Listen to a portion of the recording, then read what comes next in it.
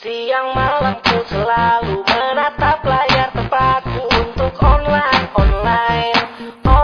Bismillahirrahmanirrahim. Assalamualaikum warahmatullahi wabarakatuh.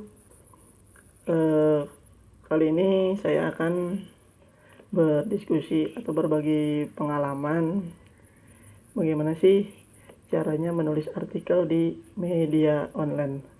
Sebenarnya materi ini udah saya sampaikan ketika saya mengisi jadi narasumber di media Kilas Bogor pada minggu lalu. Nah, berbicara menulis artikel di media online, kita akan bahas. Nah, ini artikel yang sudah terbit. Artikel saya ada di Jabar Online. Ini salah satu contohnya. Terus, nah ini juga artikel saya yang sudah terbit di Kilas Bogor. Ini mungkin hanya contoh beberapa artikel dan masih banyak lain. Tidak saya tampilkan di sini. Nah, di sini kita akan belajar. Sebelum kita memulai, ini kata Bapak Pramodya Ananta Tur, menulislah karena tanpa menulis engkau akan hilang dari pusaran sejarah. Artinya apa? Sepintar apapun kita, sehebat apapun kita, ide yang ada di pikiran kita, yang kita punya, kalau tidak kita tulis, itu akan hilang. Gitu kira-kira. Nah, kali ini ada menulis artikel di media online. Sebelum kita menulis, ini pengertian artikel. Apa sih itu artikel? Artikel adalah karangan pendek berkisar antara 300 sampai 1000 kata yang membahas tema tertentu yang tujuannya untuk menyampaikan pikiran terhadap sebuah realitas, baik berupa fakta, konsep, atau pendapat tertentu. Kali ini saya akan membahas artikelnya secara online di media. Nah, kalau pengertian media sendiri atau saluran komunikasi yang tersaji secara online di situs web atau internet. Kita lanjutkan.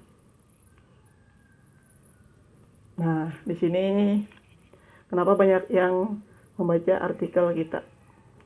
Salah satu artikel kita banyak yang membaca, artinya orang suka sama artikel kita. Salah satunya kita harus memilih topik pembahasan. Kenapa ini penting? Karena topik pembahasan ini adalah modal utama. Kira-kira apa nih yang kita mau tulis? Kalau pengalaman saya, tulislah apa yang lagi trending atau lagi viral atau lagi rame. Nah, kira-kira kita menulis kalau lagi viral, lagi rame, orang biasanya penasaran, ingin membacanya. Nah, mungkin ini yang kedua. Tadi yang pertama, yang kedua, buatlah judul yang menantang dan merangsang. Artinya, kalau judul tulisan sekedar menarik, belum tentu orang tertantang dan terangsang. Artinya, ketika kita menulis judul ini, minimal orang jangan tertarik aja, tetapi terangsang untuk membaca artikel atau tulisan yang kita tulis atau kita buat. Langkah selanjutnya, yang ketiga, ini harus ada promosi. Promosinya dari siapa? Dari diri kita sendiri. Misalkan kita bisa memanfaatkan postingan publik atau di media sosial.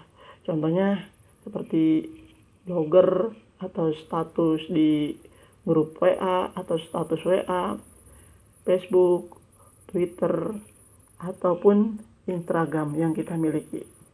Itu mungkin salah satunya. Nah, kita lanjut. Nah, ini adalah saran dari saya. Jangan takut tulisan kita tidak dibaca. Maka kita harus tulis. Jangan malu.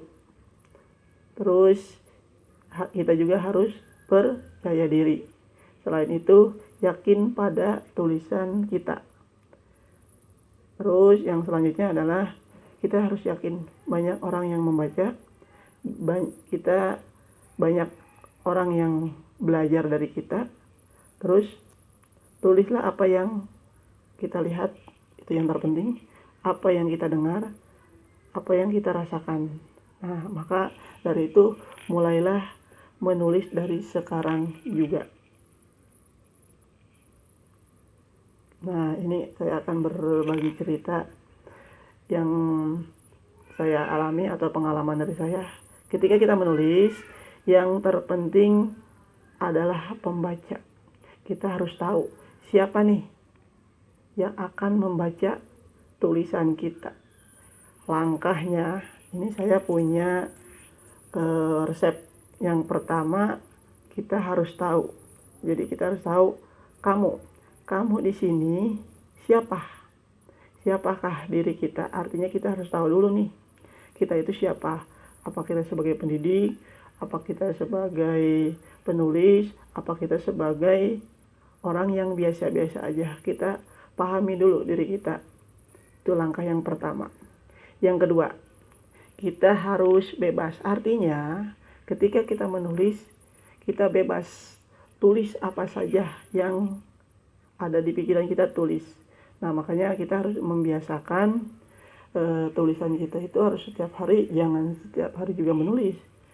Kadang-kadang tulisan kita jelek, kadang-kadang nggak pede dengan tulisan kita. Nah, makanya itu kita harus kita harus tulis saja. Terserah kita mau tulis apa, pokoknya tulis, dicatat bila perlu. Nah, langkah selanjutnya kita juga harus mempunyai wawasan baru. Caranya gimana? Mungkin kalau saya pribadi biasanya kalau kita untuk mendapatkan ide yang baru, ya minimal kita harus pergi ke tempat ramai, silahkan, atau kita mencari tempat yang sepi itu. Nah, yang keempatnya ini, kalau tulisan kita mau dibaca orang ini saat ini atau sekarang atau lagi booming.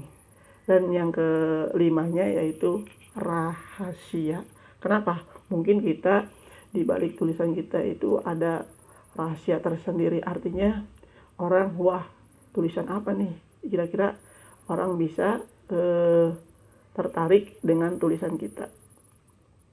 Nah, ini tulis saja. Kualitas tulisan itu belakangan.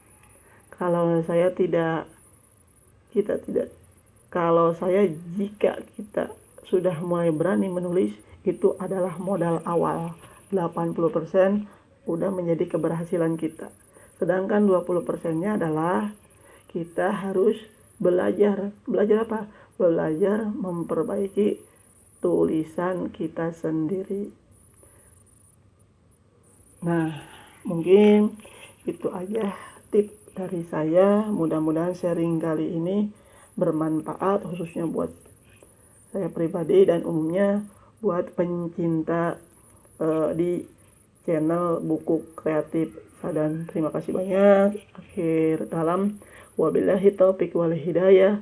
Wassalamualaikum warahmatullahi wabarakatuh.